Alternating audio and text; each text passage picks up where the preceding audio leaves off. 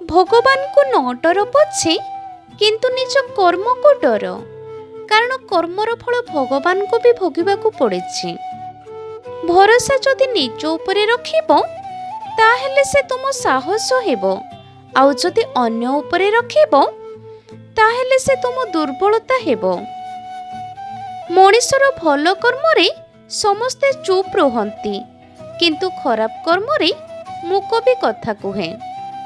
जेउ मनिष पाखरे धैर्यर शक्ति अछि से मनिष सह केबे भी लड़ी पारिबे नाही, एमिति कि ता भाग्य भी दिने ता पाखरे मुंड नुआइबो। श्रीकृष्ण कहती, ना ए शरीर तुमर, ना ए शरीरर मालिक तुमे। ए शरीर पंचभूतरे तैयारी, जल वायु अग्नि पृथ्वी और आकाश। आउ गोटे दिन ए शरीर पंचभूतरे लीन होई जिवो। भगवान भल लोकंक परीक्षा नियंती किंतु साथ छाड़ती नाही, एवं खराब लोकंको बहुत किछि दियंती किंतु केबे साथ दियंती नाही। जीवन रे दुई जण व्यक्ति रहिबा अत्यंत जरूरी। जणे कृष्णंक परी जे न लड़ी भी जीतिबा पक्का करि दिए, द्वितीय कर्णंक परी जे हारिबा सामना रे थाए तथापि तुम पक्ष छाड़े नाही।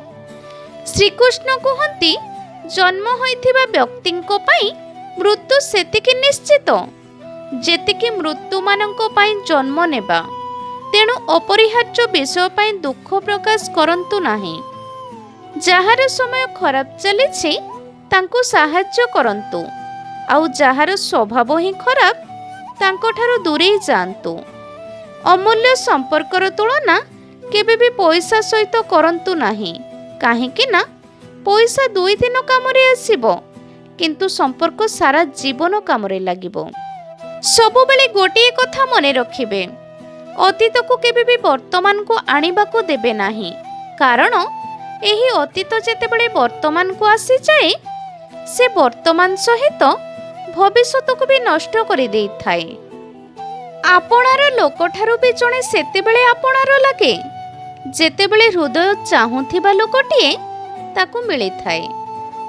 जे जीवन रे अन्य को साहाय्य करे से जीवन रे केबे हार मानि न थाए, कारण हारिबारे भी से जितिबार आनंद पाई थाए।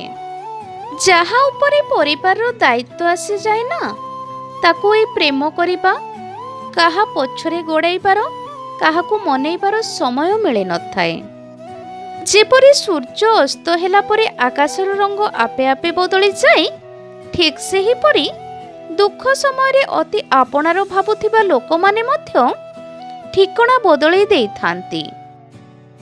जीवन रे बाहुबल अर्थबल को नहीं मनीष बंचिबा केतेकांश रे सहज होई थाए, किंतु समयर चक्र बिहुरे छंदी हेला परे राजा मध्य जीवन युद्ध रे हारि जाई थाए। केवल गोटिए पंथा, जीवरे दया नामरे विश्वास रखिले आत्मा परात्मा प्राप्त करिथाए। केही रही नाही रहिबे नाहीटी भवरंग भूमि तले सर्वे निज निज अभिनय सारी बाहुड़ीबे काल बळे।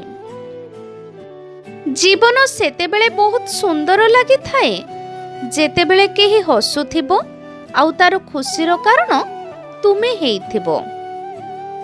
धर्म तुमर जहा भी हेई थाउ सबुबेले भल मनिष हेबा दरकार। उपरवाला जेतेबेले हिसाब करिबो ना सेतेबेले धर्म देखिबोनी, तुम कर्म देखिबो।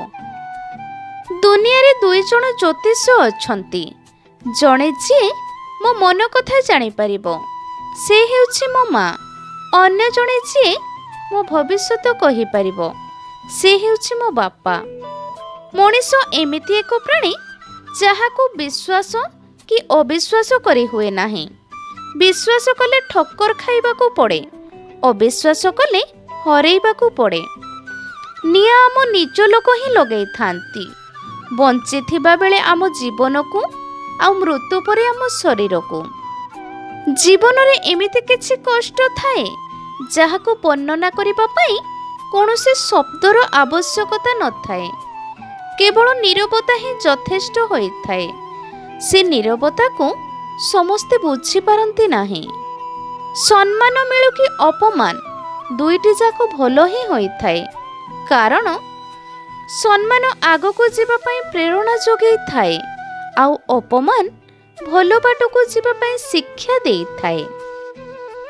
ଜୀବନରେ ଯଦି କିଛି ଶିଖିବା ପାଇଁ ଚାହୁଁଛ ତାହେଲେ ସବୁବେଳେ ହସିବା ଶିଖ, କାହିଁକି ନା କାନ୍ଦିବା ତ ଏ ଜୀବନ ଆମକୁ ଜନ୍ମ ବେଳେ ହିଁ ଶିଖେଇ ଦେଇଥାଏ।